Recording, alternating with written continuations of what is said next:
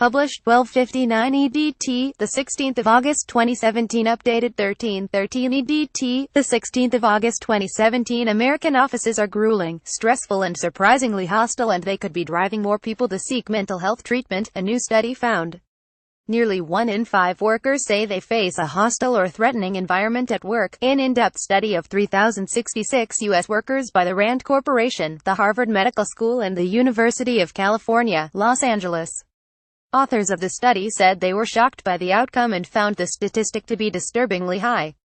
But speaking to Daily Mail Online, New York City psychiatrist Dr. Alan Mainvitz, who works as a consultant to a number of large corporations, said the data was no surprise as he sees it every day in his practice. I have patients who sleep with their phone and feel an increased pressure to stay in contact outside of business hours and even on vacation by constantly checking their emails. He explained, the toll on the public health is high, and people who already are prone to things like anxiety and depression are impacted even more severely. Nearly 1 in 5 workers say they face a hostile or threatening environment at work. An in-depth study of 3,066 U.S. workers' stock image. A hostile or threatening environment at work can consist of sexual harassment or bullying. Workers who have to face customers endure a disproportionate share of abuse, and of the individuals who responded to the survey, 55% said they face unpleasant and potentially hazardous conditions at their place of work. That data, according to Dr. Mainvitz, is concerning but not surprising, as the American workplace has been headed in that direction for many years. In the last decade, we've seen economic issues and technological advances that are contributing to a more stressful workplace, Dr. Mainvitz told Daily Mail Online. Until the mid-80s, when the U.S. hit an economic slump and started to see major cutbacks, someone would be hired by a corporation and stay there until retirement. So there were clear paths for things like salary negotiations or promotions, and people really felt a sense of loyalty to their work. But after the 80s and 90s, you don't see that as much anymore, and it is causing more uneasiness on both sides. But the study's lead author, Dr. Nicole Mastras, a Harvard Medical School economist, expressed shock at the outcome. I was surprised at how physically demanding jobs were, Dr. Mastras.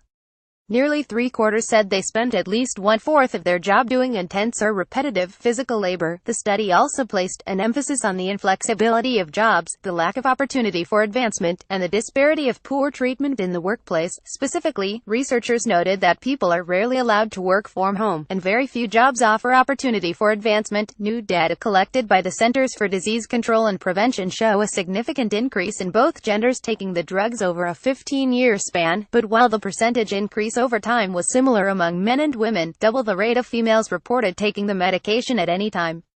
Antidepressants are one of the 3 most commonly used therapeutic drugs in the U.S., and while most are taken to treat depression, it can also treat other conditions, such as anxiety. Experts say that while depression rates may have risen, the data also suggests doctors have likely become better at recognizing and treating depression and anxiety disorders with medicine. As for the gender gap, there is no clear reason that explains it, but many medical professionals warn there appears to be more of a stigma attached to men seeking mental health treatment than women. 78% say they are required to be in their workplace during work hours. Only 38% say their jobs offer good prospects for advancement. The older workers get, the less optimistic they become. About half say they work on their own time to meet the demands of their job. In many cases, less educated workers endure tougher working conditions. For example, fewer than half of men without college degrees can take a break whenever they want to, compared to more than 76% of men with college degrees. Likewise, nearly 68% of men without degrees spend at least 1/4 of their time moving heavy loads. Dr. Mastras wonders whether toxic working conditions are keeping Americans out of the labor force. The percentage of Americans who are working or looking for work, 62.9% in July, has not returned to pre-recession levels and is well below its 2000 peak of 67.3%. The unemployment rate is at a 16-year low, and many employers complain they can't fill jobs. There's a message for employers here, Dr. Mastras says. Working conditions really do matter. And Dr. Mainvitz agreed, saying that the desire for workplace satisfaction and pressure caused by it is causing a vicious cycle. At the end of the day, people give a lot of thought to their quality of life, but they do still need a job. He explained, it becomes a cycle of pressure, lack of sleep, lack of relaxation, and can cause people to slip into dark holes little by little without even recognizing it in themselves. That cycle, he said, can cause people to burn out mentally and physically. What we end up with is demoralized workers who are usually very productive. Then they see themselves starting to slip, become frustrating, so it triggers that cycle, Dr. Mainvitz explained. But not everything about American workplaces is grim. Workers enjoy considerable autonomy. More than 80% say they get to solve problems and try out their own ideas. Moreover, 58% say their bosses are supportive, and 56% say they have good friends at work.